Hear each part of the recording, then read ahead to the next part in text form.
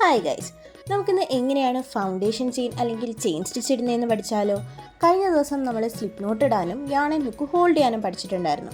അപ്പോൾ നമുക്കിന്ന് അടുത്ത സ്റ്റെപ്പായ ചെയിൻ സ്റ്റിച്ചിനെ പറ്റി നോക്കാം. നമ്മൾ യാൺ ആൻഡ് ഹുക്ക് ഹോൾഡ് ചെയ്യുന്ന സമയത്ത് ഹുക്ക് മുകളിലും യാൺ താഴെയായിട്ടാണ് പിടിക്കുന്നത്. ഇനി നമ്മൾ സ്റ്റിച്ച് ഇടാൻ ഹുക്കിനെ ഫിംഗറിനോട് ചേർന്ന് യാണിൻ്റെ താഴെ കൊണ്ടുവരിക. ഇതിനാണ് യാൺ ഓവർ എന്ന് പറയുന്നത്. അതിനുശേഷം ഹുക്കിനെ ഒന്ന് ചേരിച്ച് നമ്മുടെ സ്ലിപ്പ് നോട്ടിൻ്റെ ഗ്യാപ്പിൽ കൂടെ പുറത്തേക്ക് കൊണ്ടുവരിക. ഇതിനാണ് പുൾ ത്രൂ എന്ന് പറയുന്നത്. ഇപ്പോൾ നമുക്ക് കിട്ടിയ വി ഷേപ്ഡ് ചെയിനാണ് ചെയിൻ സ്റ്റിച്ച്.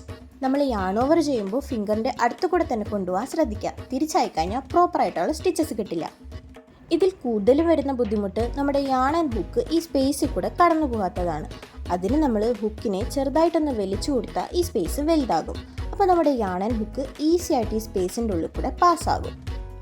ശ്രദ്ധിക്കുക, ഈ ഗ്യാപ്പ് വലുതായി കഴിഞ്ഞാൽ നമ്മുടെ സ്റ്റിച്ചസ് ലൂസായി പോകും. അപ്പോൾ നമ്മൾ യാണിൻ്റെ ടെൻഷൻ മെയിൻറ്റെയിൻ ചെയ്ത് വേണം സ്റ്റിച്ചസ് ഇടാൻ. സ്റ്റിച്ചിൻ്റെ എണ്ണം കൂടുന്നതനുസരിച്ച് നമ്മുടെ ഹോൾഡും കൂടെ ഒന്ന് അടുത്തേക്ക് പിടിച്ചു കൊടുക്കുക. അപ്പോൾ ഇങ്ങനെയാണ് നമ്മൾ ചെയിൻ സ്റ്റിച്ച് ചെയ്യുന്നത്. ഇത്രയുള്ള ഇന്നത്തെ വീഡിയോ ഇഷ്ടമായി ലൈക്ക് ചെയ്ത് സപ്പോർട്ട് ചെയ്യുക. അപ്പോൾ ശരി, ബൈ.